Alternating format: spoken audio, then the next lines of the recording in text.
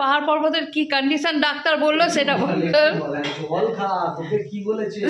ওকে বলেছে কোনো তেল মশলা খাবে না, কোনো ভাজাভুজি খাবে না, নরমাল খাবে, তাহলে ব্যথা কম হবে। এই বাবা টিটুটা বদমাস বলে মধ্যপ্রদেশ আছে ওর। হ্যাঁ মধ্যপ্রদেশ আছে বেটে, ঠিক আছে।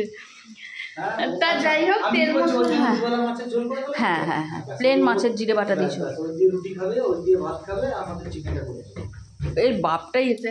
তা যাই হোক ওর জন্য কিন্তু কোনো তেল মশলা হচ্ছে না। আমি এই যে সকালবেলা তোমাদেরকে বললাম যে ও একটুখানি ব্রেড আর কলা খেয়েছে, ব্রেড মানে 1 কামড় খেয়েছে, ঠিক আছে, 1-2 কামড় খেয়েছিল, তারপর বাবা আর একখানা কলা খেয়েছে, আর কিচ্ছু না।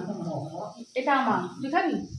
খাও ভাই, দাদাকে দিস না, ঠিক আছে। আর এই যে বাটা মাছের পেঁপে দিয়ে ঝোল করছি, ওর জন্য ওই বেলাতেও ঝোল থাকবে, এই বেলাতেও ঝোল থাকবে। ভুট্টা এনেছি, সন্ধ্যাবেলা খিদে পেলে ভুট্টা পুড়িয়ে দেবো, তাও গোটা ভুট্টা দেবো না, অর্ধেক দেবো, ঠিক আছে। আর হ্যাঁ ভুট্টা সেদ্ধ পাবি, ভুট্টা সেদ্ধ খুব ভালোই খায়, প্রেসার কুকারে করে, একটু বিট নুন আর লেবু দিয়ে দিলে হয়ে যাবে, ঠিক আছে, বুঝেছো?